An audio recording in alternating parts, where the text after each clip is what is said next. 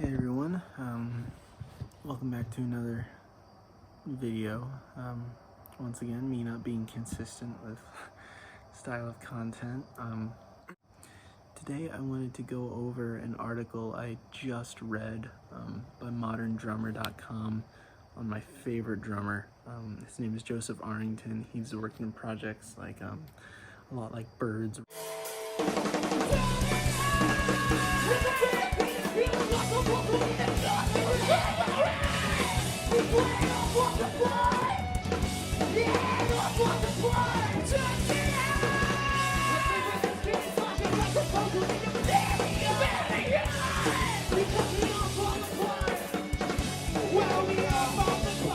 Royal Coda.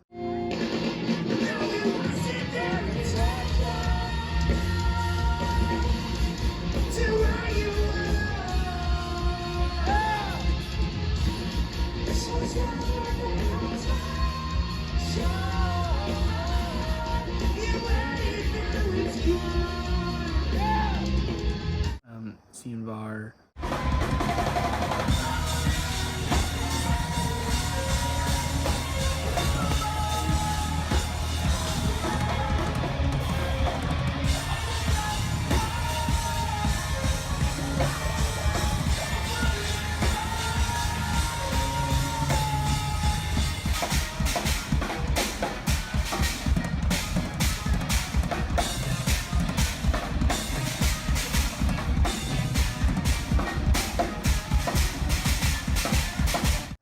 Secret Gardens.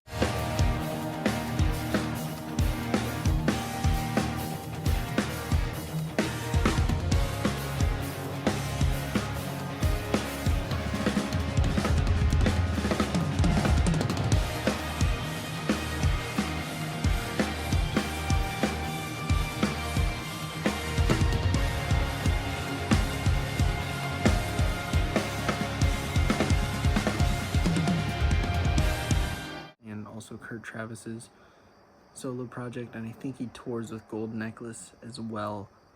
So a lot of different projects along with a ton that I'm probably forgetting. And this article really caught my attention. It's called On the Beat with Joseph Arrington of Royal Coda, Keeping It Organic. And I just wanted to kind of read through it and give some commentary because I really enjoyed reading it. So we'll go through it. Thank you, Modern Drummer, for being naive enough to trust me with my second On the Beat. Just kidding. I have such a profound love and appreciation for this magazine that I'll most certainly rewrite it this 100 times before it's published. Just a quick intro.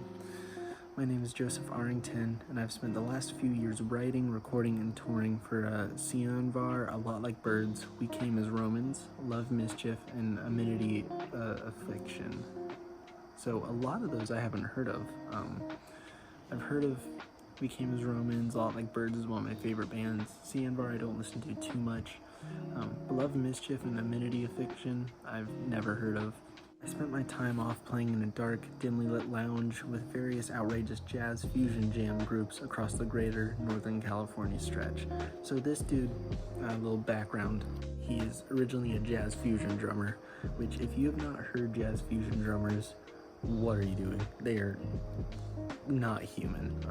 Easily one of my favorite genres out there just based on pure talent in the scene. I'd highly suggest you check out pretty much anything in that genre.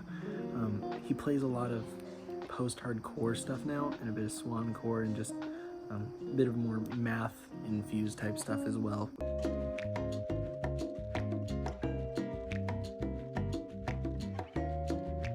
The floor is very high in that, and I appreciate that genre because of it. I love listening, I love listening to music where you can hear the blood, sweat, and tears going into the genre. That's just what I can appreciate. I'd highly recommend any of his projects or any projects within that scene. I will post my playlist for it in the description of this video.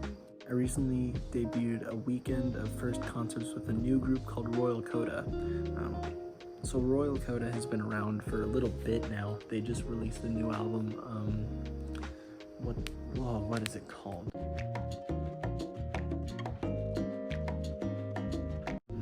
and it is a masterpiece. I think it's the best stuff that Royal Coda has put out to date, really, since they're self-titled. Arrington is obviously doing his thing on there, and I'll also post that album in the description. They've got Kurt Travis on vocals, which I absolutely love. Sergio Medina on guitar, he's incredible. The stage presence is wonderful. A lot of good musicians. Will Swan on guitar. I'm a junkie for Will Swan.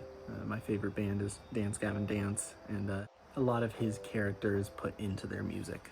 They've got a new album out, Jackpot Juicer, as well, which is an 18-track masterpiece, and I'd highly suggest listening to that as well.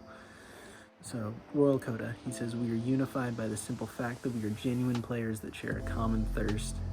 Considering that the majority of bands I tour with and work for use a click track or a metronome live and backtracks with all kind of epic sounds battering the audience through the mains, it has been very refreshing to engage in this musical tango that is Royal Coda set.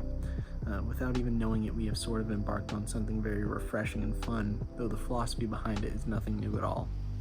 With this tour that he did, I'd assume this is roughly around the time their first EP released. So they're not playing with a click for this tour, which is something that me personally as a drummer, I really enjoy having a click. I'd like to think my internal time is decent, but it's not a metronome. I think that's a 1 in a million situation, where you have someone whose internal time is that of a metronome.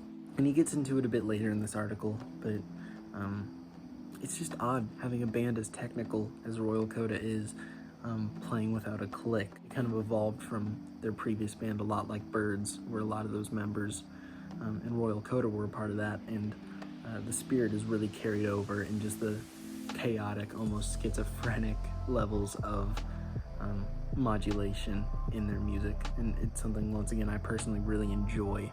But it's just interesting to see that they didn't play with a click for that. I'd have to rewatch a lot of that footage of that tour and see how that went. I don't know. It's difficult for me to imagine them playing that music without a click.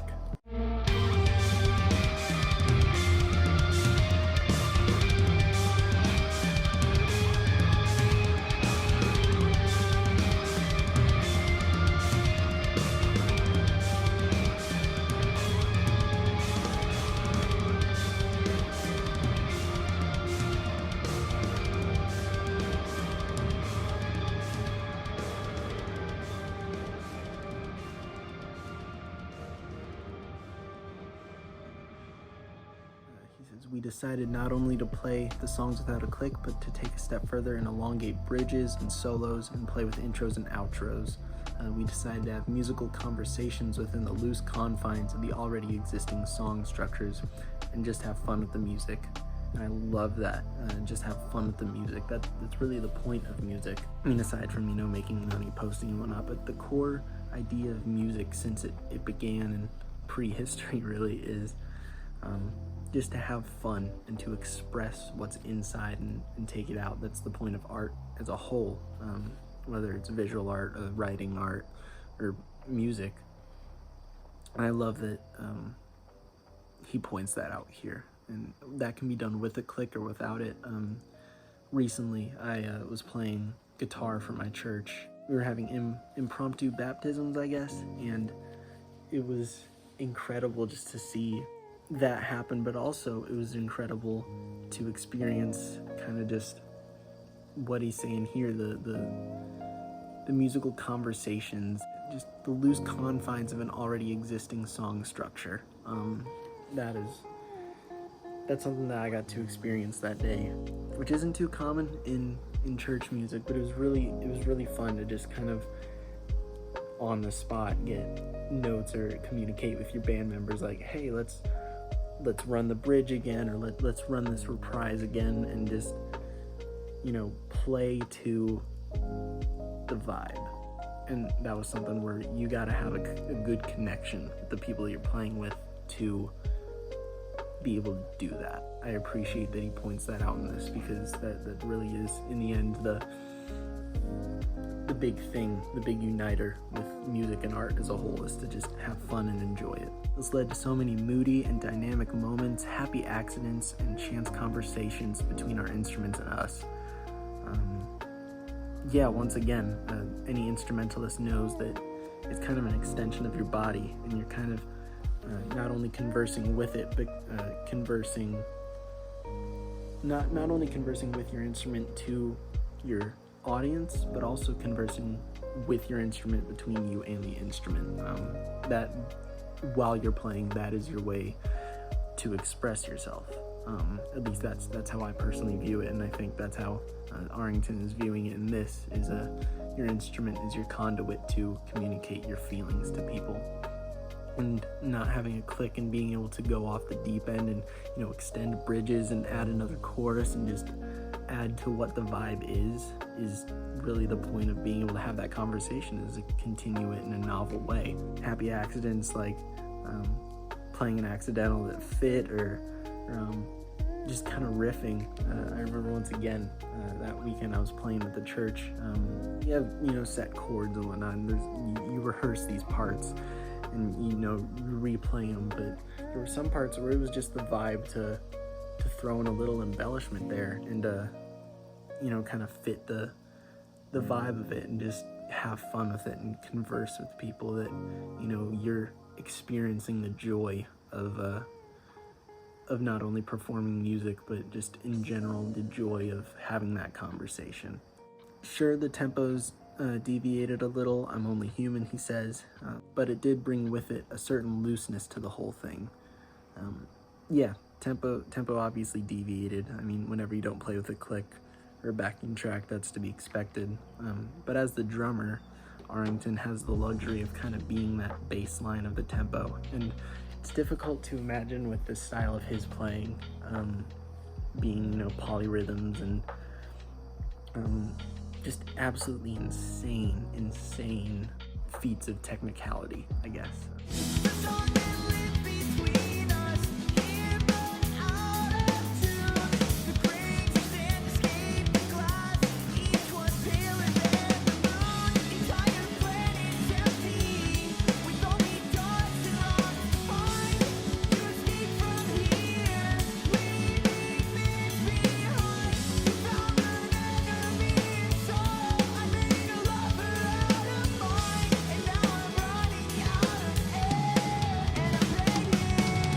He has the luxury of setting that tempo, and he's a solid enough drummer. I don't think it went off the rails, but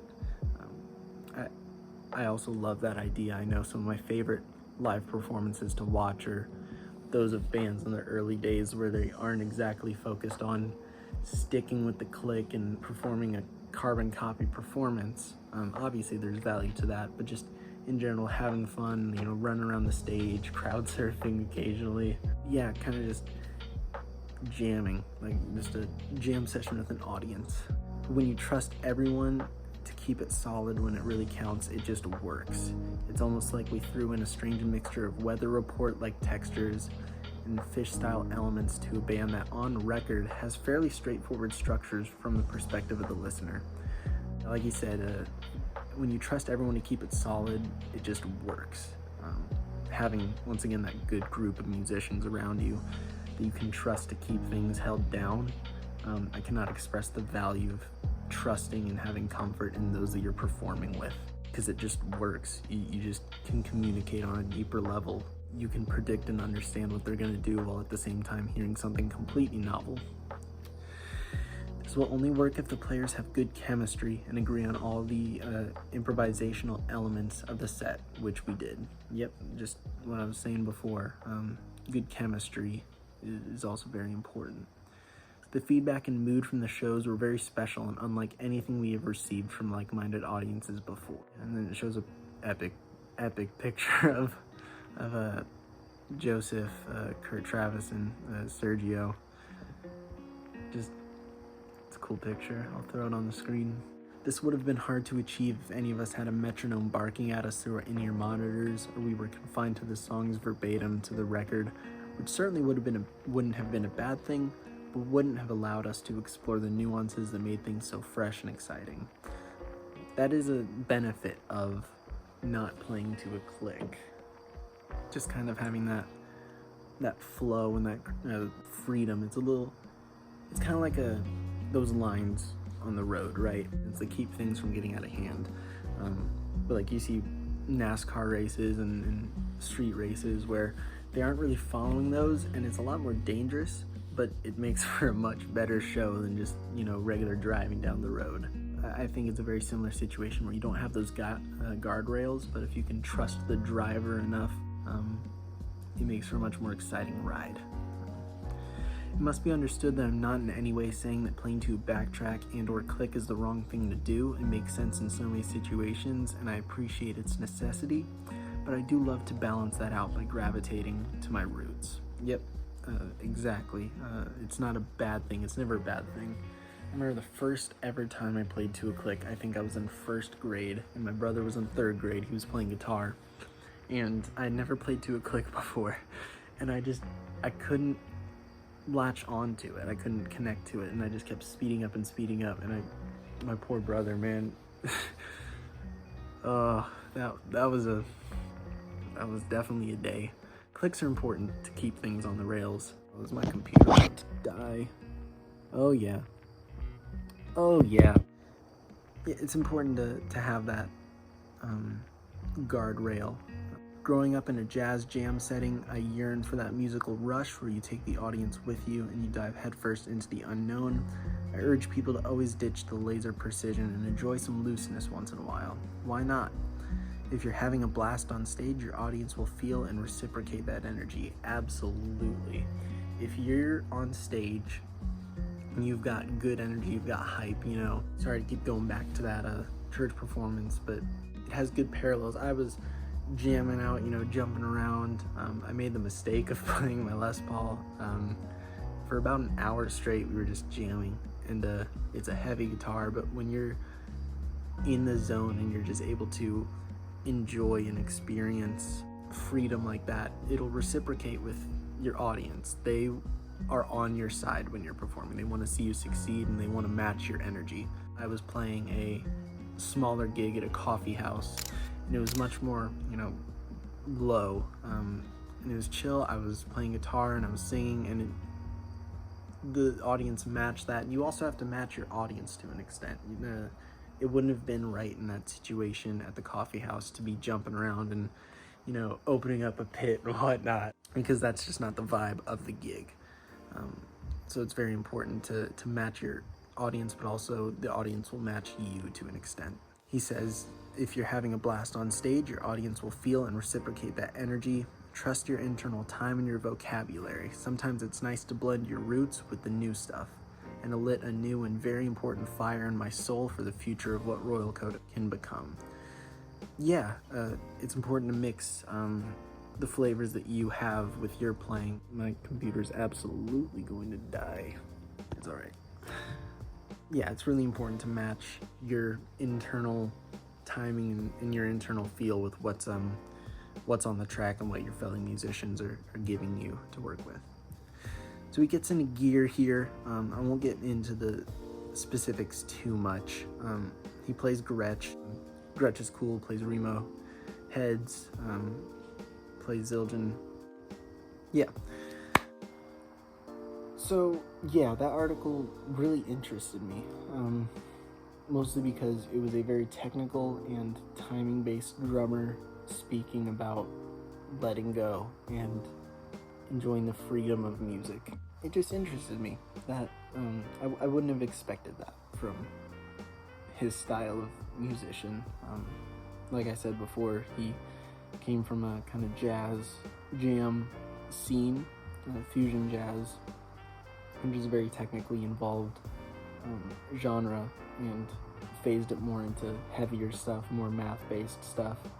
And the fact that he talked about the freedom of not playing with a click just intrigued me. His mentality on music is something I respect as well. It's something very similar to my mentality of playing for joy and enjoying what you're playing and having that conversation with your audience. I'll see some bands out there that are dedicated to matching the album 100% and sacrificing that stage presence and that audience connection for it. which there's nothing wrong with that. Let me rephrase that. There's nothing wrong with wanting to match the album to a T. To some extent, you go to a show to kind of hear those songs you recognize live and, you know, sing along and get into it. And I can respect a band that's able to pull off their album sound really well. And I can respect that. It's very difficult to pull off that produced studio sound and precision live. But when it's to the detriment of your connection with the audience, when it's to the detriment of your fun and your feel and your connection, and when it's to the detriment of the conversation that you're having with your musicians, with your instrument, and with the audience, then there's a problem there. Because then the vibe of it feels off. You could literally be playing the studio recording live, and if there's not that connection with the audience, then I don't think it hits as well. Like, I enjoy watching live performances of bands that are just killing it when it comes to precision. I jam out, and I really, really enjoy more watching bands that are doing that and able to maybe sacrifice a bit of that for the sake of letting loose and having fun. And I think that goes deeper into the point of music as a whole. But that's a subject that we'd be here for hours talking about. So yeah, I just wanted to share that article. It interested me a lot. This is probably the most boring video you will ever watch in your entire life, and that's perfectly okay. I guess I'm posting this because I more wanted to have a conversation about it than I wanted to see the views go up, but it's whatever. So yeah, interesting article. I highly recommend you check it out. It'll be at the top of the description if you want to read it yourself. Check out Joseph Arrington's stuff. He is an extremely skilled musician. And yeah, y'all have a great day. Peace.